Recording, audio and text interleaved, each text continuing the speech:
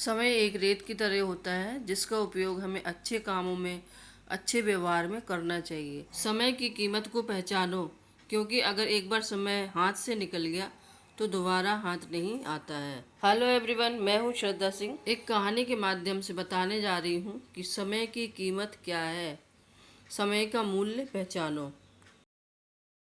एक बार की बात है, एक गांव में एक बूढ़ा आदमी रहता था। वो बूढ़ा आदमी अपने बेटे से बहुत परेशान था, क्योंकि उसका बेटा बहुत ही नालायक था, कामचोर था। वो कोई भी काम नहीं करता था, सारे दिन गांव में इधर उधर घूमा करता था। एक दिन बूढ़े आदमी ने अपने बेटे को सबक सिखाने का सोचा। उसने अपने बेटे को अपने पास बुलाया और कहा, बेटा, अलमारी में जो घड़ी रखी हुई है उसको निकाल कर लाओ। लड़का घर के अंदर जाता है और उस घड़ी को निकाल करके लाता है।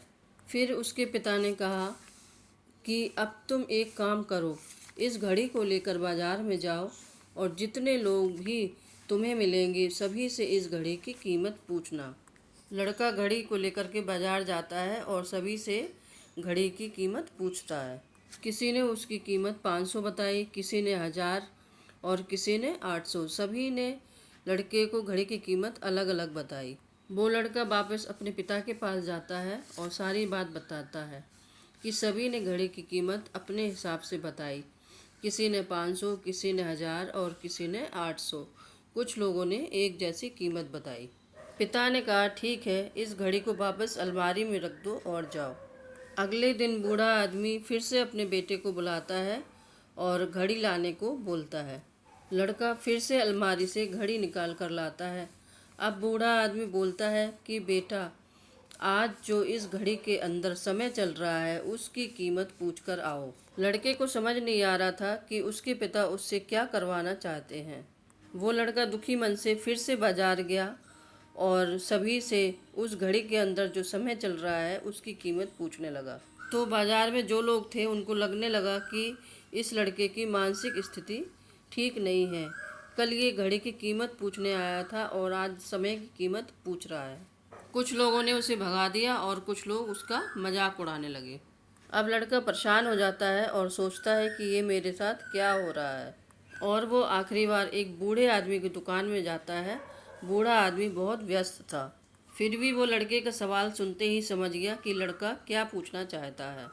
उस बूढ़े आदमी ने अपना कुछ समय निकाल कर कहा, बेटे, जो समय है ना जिसकी तुम कीमत पूछ रहे हो, इसकी कोई कीमत नहीं लगा सकता है। तुम करोड़ों रुपए देकर के भी अपनी ज़िंदगी का एक सेकंड भी वापस नहीं ला सकते हो। इसलिए इस समय का सही उपयोग करो।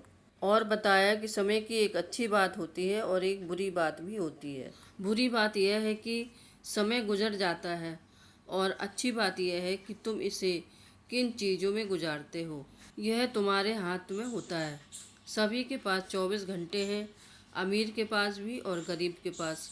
बस ये तुम्हारे हाथ में है कि तुम इस टाइम से क्या नया कर सकते हो। तो अपने एक एक पल का हिसाब रखो कि तुम इसे किन चीज़ों में उड़ा रहे हो। उस बूढ़े आदमी की बात सुनकर उस लड़के की आंखें खुल गईं, मानो उसमें एक बड़ा सा बदलाव आ गया हो। फिर वो लड़का घड़ी को लेकर के अपने पिता के पास गया और सारी बात बताई, और उस दिन के बाद से उस लड़के की ज़िंदगी बदल गई। तो फ्रेंड्स, टाइम सबके लिए फ्री है, लेकिन वो कीमती है। उसे खरीद नहीं सकते, लेकिन तुम उसे इस्तेमाल कर सकते हो।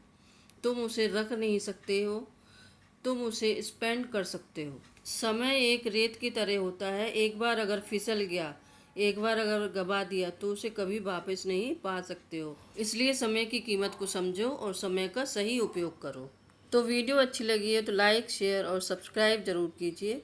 Thanks for watching.